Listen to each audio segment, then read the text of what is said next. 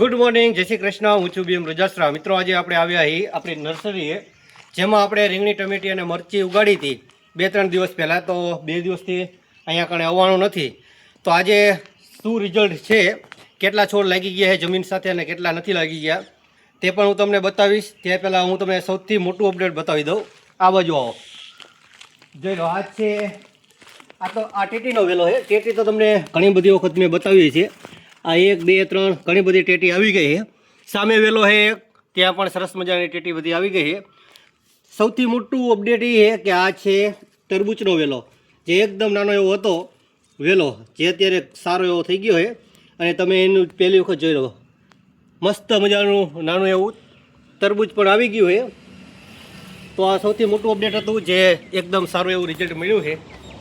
અને આ છે આંબો, એ તો મેં તમને ઘણી વખત બતાવ્યો જ હશે. અને હવે આપણે જોઈ લેવી, આપણે જે ટમેટી, મરચી અને રીંગણી ઉગાડી હતી તેમાં કેટલા છોડ લાગી ગયા છે. અને મકાઈ પણ આપણે વાવી હતી, એને પહેલાં વાવી હતી.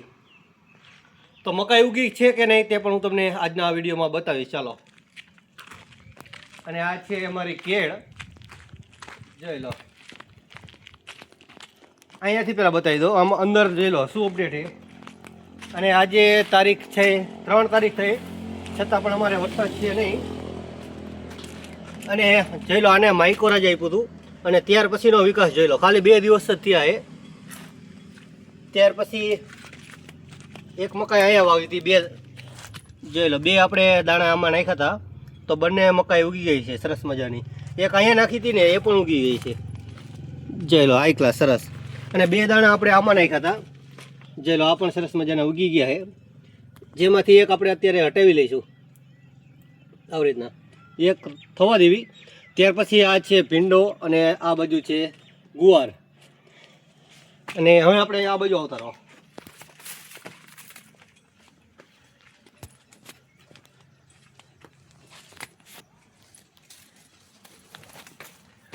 જોઈ લો, અહીંયા આપણે વાવી હતી મકાઈ.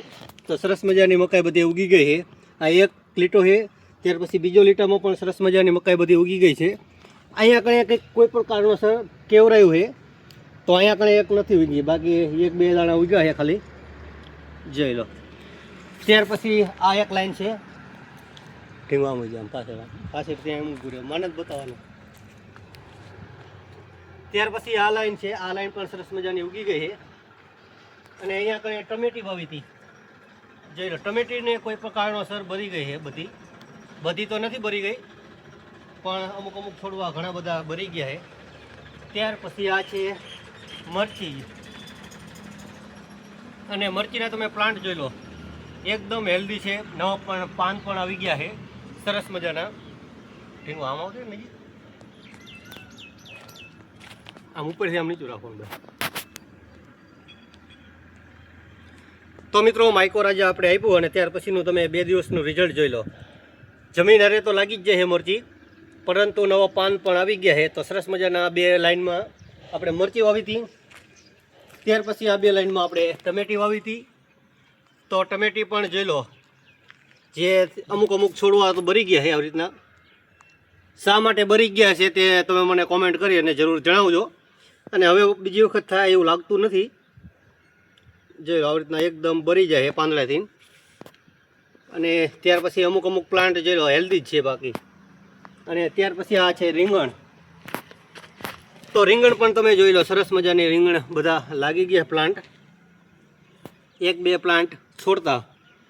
તો આખી આપણે આ નર્સરી તમે જોઈ રહ્યા છો, તે સરસ મજાનું બધું ઉગી ગયું છે. એમાં પણ વાતાવરણ એકદમ વરસાદી વાતાવરણ છે, પરંતુ વરસાદ આવી રહ્યો નથી. તો આજનો આપણો આ વિડીયો તમને પસંદ આવ્યો તો વિડીયોને લાઇક કરજો, શેર કરજો.